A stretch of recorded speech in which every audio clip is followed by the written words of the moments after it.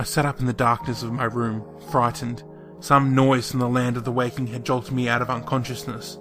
Groggy, I reached across to the nightstand, turning my alarm clock toward my face.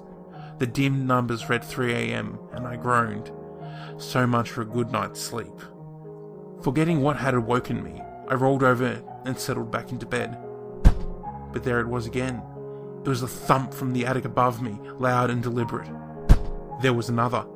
It sounded as though someone, for surely it was a person, no house settles in a manner so resembling footsteps, was attempting to make me aware of his presence, almost toying with me. I bolted upright, adrenaline pumping.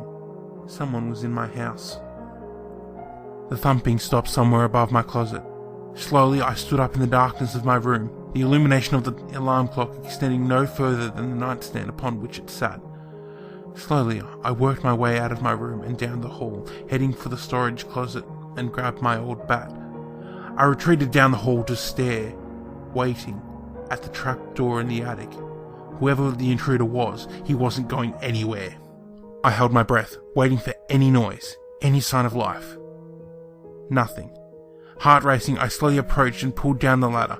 The light was on in the attic. I wasn't sure if I left it that way. I climbed up as quietly as I could and peeked into the room, only to be confronted with nothing. There was nothing there at all, just the old crap I'd left up in storage. I sighed, relieved. I must have been imagining things.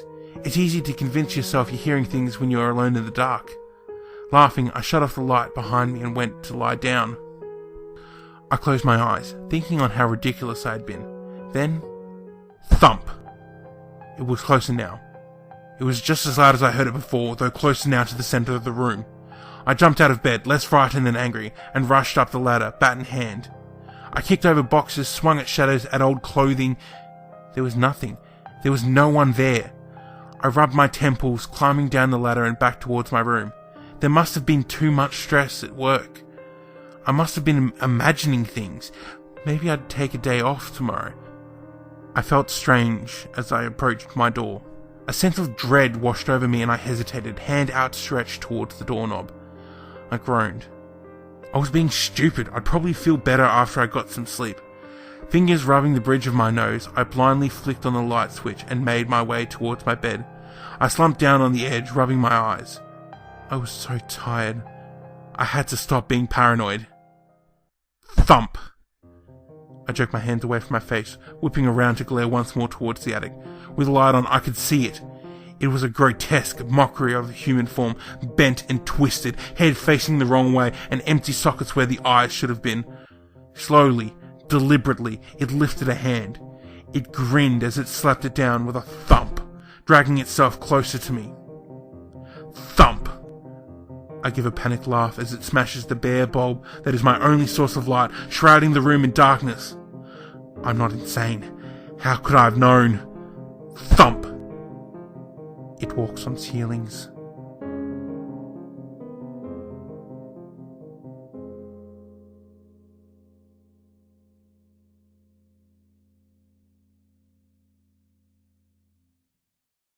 Hello and welcome to another episode of 5 Questions with a Scarecrow, where we put the questions you've asked to all your favourite scarecrows. I'm of course your host, Wandering Scarecrow, and today my guest is my great uncle, Captain Crowbeard. Now Captain Crowbeard, would you please state your name for the listeners at home?